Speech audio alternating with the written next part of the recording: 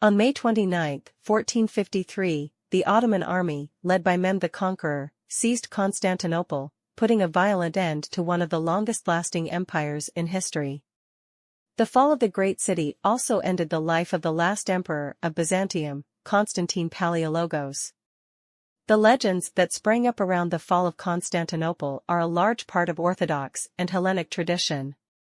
Even after the liberation from the Ottomans, and even today, there are Greeks who continue to believe that one day Constantinople will become Greek once again. The legend of the Marble Emperor. Hence the arising of the legend of the Marble Emperor, mu alpha rho omega mu nu omicron, beta alpha sigma iota lambda iota, Constantine Palaiologos. The body of the emperor was tragically never found after the fall of the city, and his grave was never discovered. Legend has it that Constantine XI Palaiologos did not die at the hands of the Ottomans, but rather, he turned to stone, unable to bear to look at the beloved seat of his empire falling to the enemy. Grecian delight supports Greece. So, according to the legend, one day the Marble Emperor will come back to life and take Constantinople back. Perhaps the legend of the Marble Emperor was a tale that was spread among the defeated people in order to keep their hopes alive that the conquerors would not stay in the city for long. The life of Constantine XI Palaiologos. Constantine XI Palaiologos was born on February 8, 1405, the eighth of 10 children of Emperor Manuel II Palaiologos and his wife Elena Dragices, daughter of the Serbian ruler Constantine Dejanovic. Little is known about Constantine's life before his rise to the throne of Byzantium. He was a skilled general and he and his brothers commanded the despotate of Mistras, in Morias, today's Peloponnese.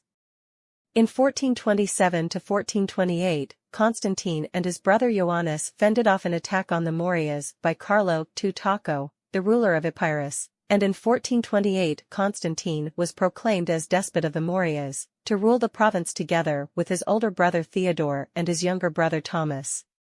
Together, the Palaiologos brothers extended Byzantine rule to cover almost the entire Peloponnesian peninsula for the first time since the Fourth Crusade, more than 200 years prior. They rebuilt the ancient Hexamilian Wall, which defended the peninsula from outside attacks, and in 1444 to 1446, Constantine personally led a campaign into central Greece and Thessaly in an effort to extend Byzantine rule further into Greece. The Byzantine Empire was in decline when Constantine was proclaimed emperor on January 6, 1449, after the death of his brother Ioannis. It was a time when the Ottomans were on the rise, taking over land that had been under Byzantine rule. Constantine made an effort to unite the Orthodox Church with the Catholic Church in the hope that the Catholics would provide military aid to stop the advance of the Ottomans. But this stratagem was sadly to no avail.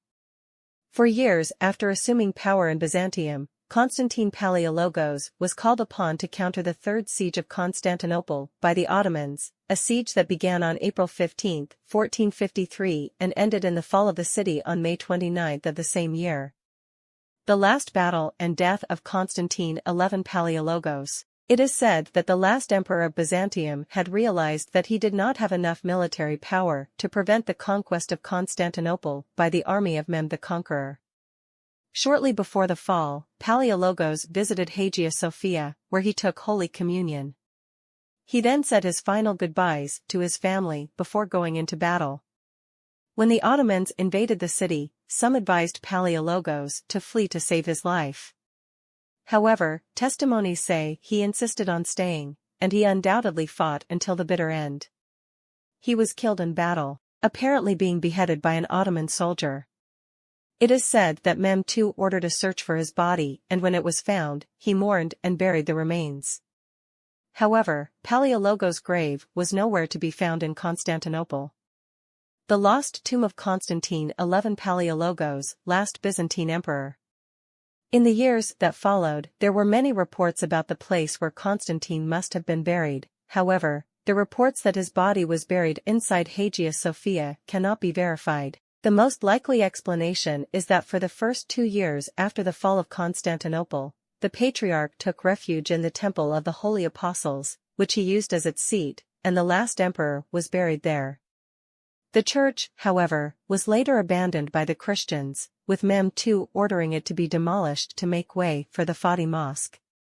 If the bones of Palaiologos were indeed in the Temple of the Holy Apostles, they were most likely lost after its demolition or were perhaps moved to another location. Reports indicate that the remains of the apostles and members of royal families were placed in two crypts to the right and left of the Church of St. Theodosia, which was later converted into a Muslim mosque called the Ghul Mosque. However, it cannot be ascertained in any way at the present time if the bones of the great Emperor Constantine Palaiologos are indeed there.